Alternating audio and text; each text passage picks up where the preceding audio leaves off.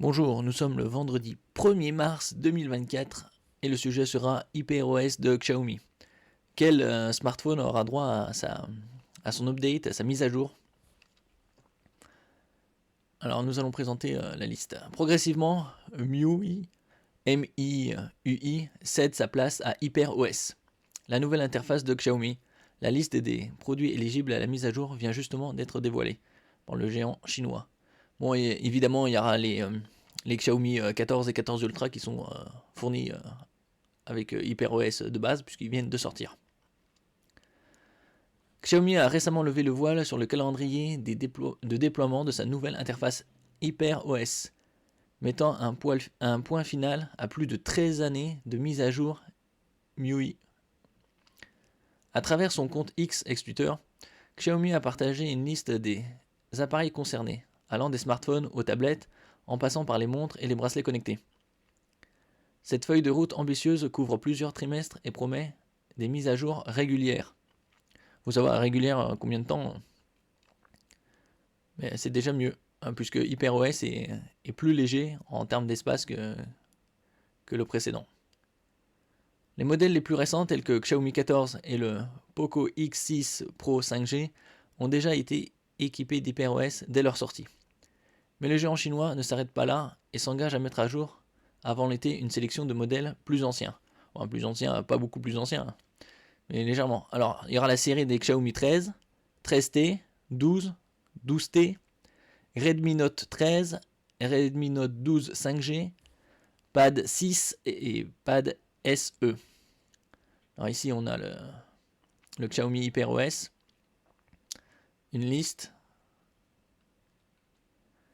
que nous pouvons voir ici. Alors au niveau des smartphones, alors la série des 14 c'est déjà préinstallé, donc c'est déjà...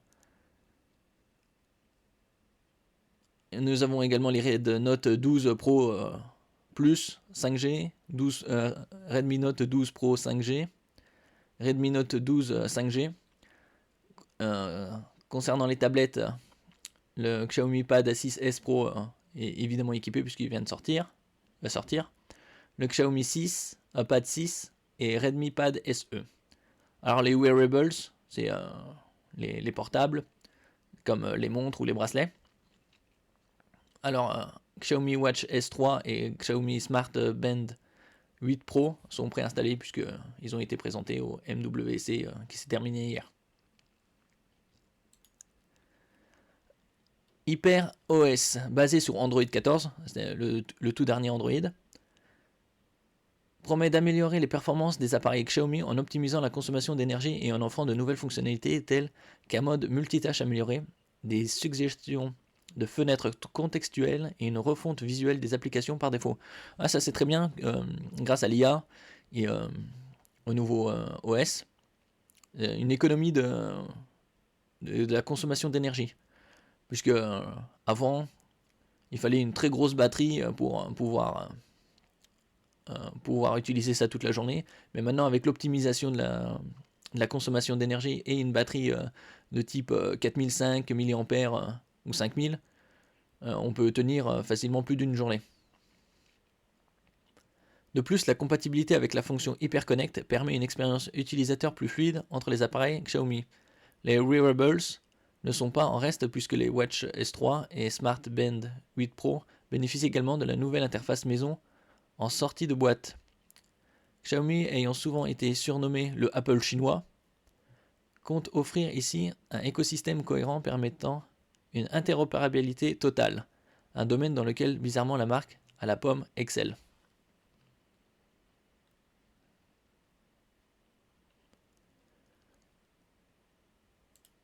Alors ici c'est la liste, comme on l'a vu, et nous allons voir qu'est-ce que c'est le système d'exploitation exactement, Xiaomi HyperOS. Un système d'exploitation centré sur l'humain, conçu pour l'écosystème connecté humain, voiture, maison. Puisque Xiaomi a présenté au salon MWC sa voiture connectée.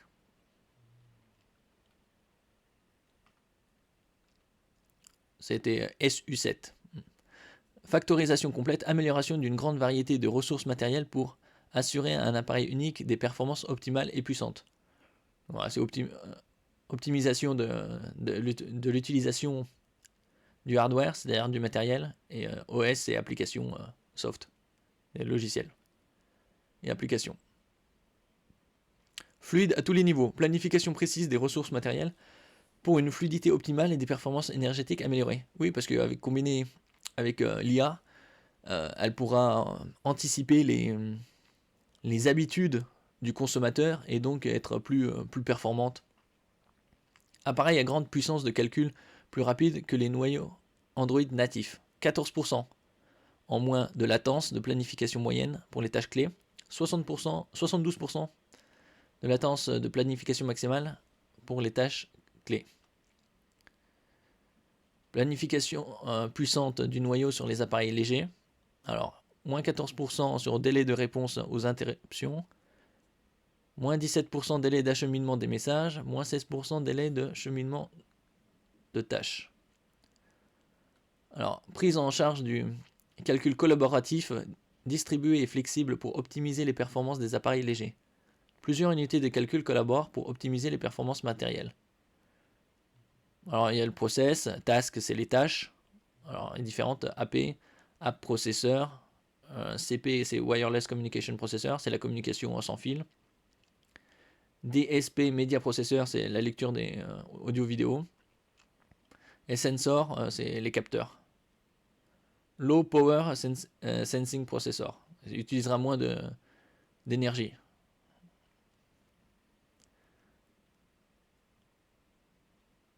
Classification des tâches et analyse des priorités, stratégie optimale basée sur des scénarios utilisateurs.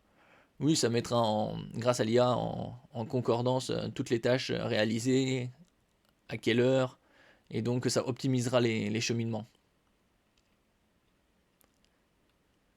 Évolution de la charge précise et intégrée, analyse approfondie des relations entre les tâches système pour une évaluation précise de la charge du CPU.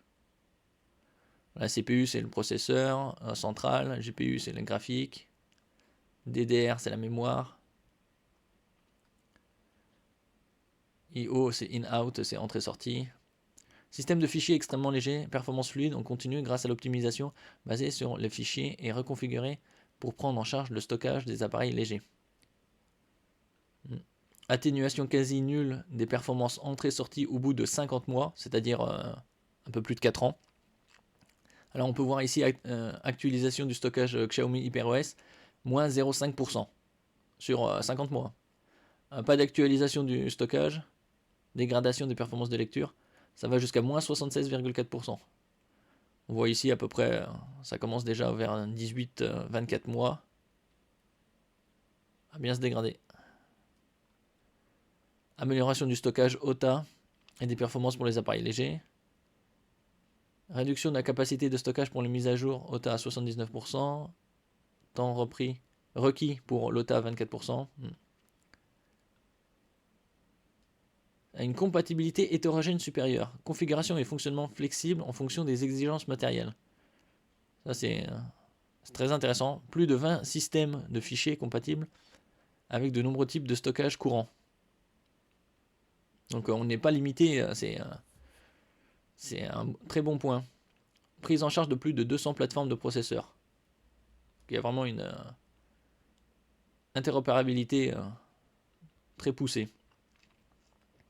Réduction significative de la taille du micro-logiciel du système du smartphone. C'est un MIUI 14, 12,53 Go. Et Xiaomi HyperOS, ça tombe à 9,14 Go. C'est-à-dire à peu près un quart en moins.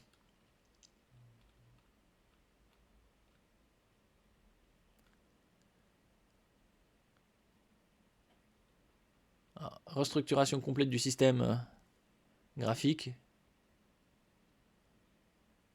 Ok. Matériaux haute qualité, verre dynamique.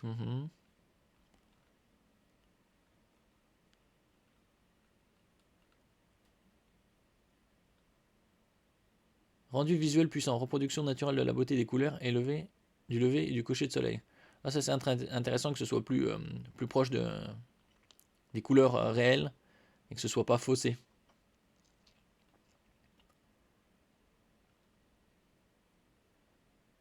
Cadre flexible s'adapte à différentes fenêtres. Interaction unifiée des fenêtres qui s'adaptent à l'écran avec des tailles flexibles et dispositions multilingues.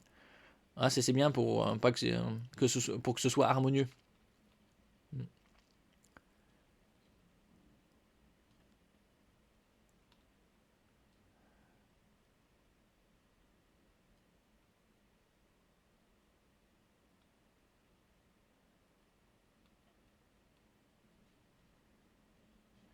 MI Sang Global, un système de police disponible pour les utilisateurs du monde entier. Ça aussi, c'est un très bon point pour les Globetrotters. Par exemple, plus de 600 langues prises en charge. Plus de 100 000 caractères, plus de 20 systèmes d'écriture. Donc voilà, on couvre avec 600 langues prises en charge, bien plus de la moitié, on va dire peut-être 80% de la population mondiale.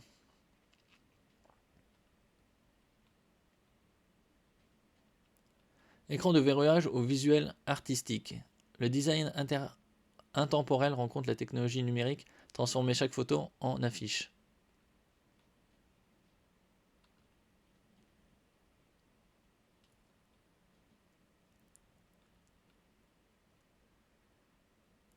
Sécurité de bout en bout, cadre, surtout avec aujourd'hui où il y a de plus en plus de produits connectés et la sécurité est mise à mal, donc c'est bien évidemment un très bon point également.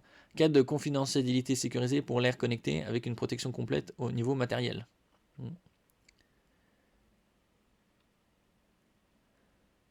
Sécurité intégrée au niveau matériel. CPU, GPU, storage, c'est-à-dire stockage, display, écran, mémoire.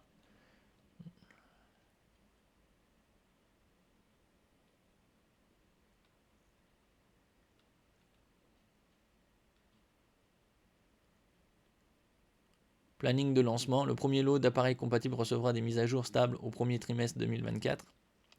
Bon là c'est la liste que je vous ai montrée. Enfin là c'est une partie justement.